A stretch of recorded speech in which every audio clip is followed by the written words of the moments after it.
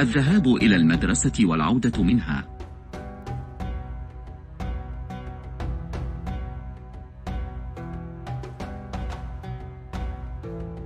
كيف تذهب إلى المدرسة؟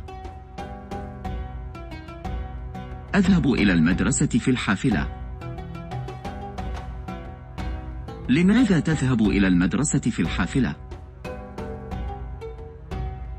أذهب بالحافلة لأن مدرستي تقع على بعد.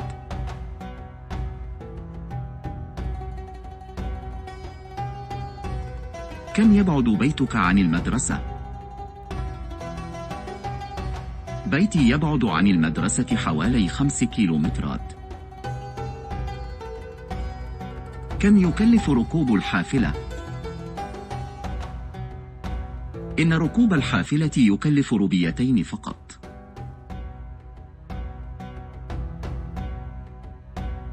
متى تعود من المدرسة؟ أعود من المدرسة في الساعة 2 ظهرا. هل تؤدي صلاة الظهر في المدرسة؟ كلا، ولكن أؤديها بعد العودة من المدرسة.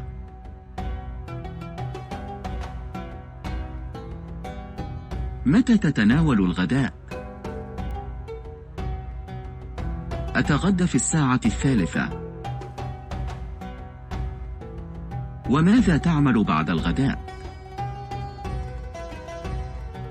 أستريح حتى الساعة 5 ثم أذهب إلى الملعب.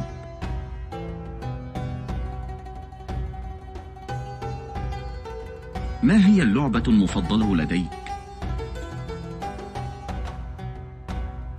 أحب لعبة كرة القدم.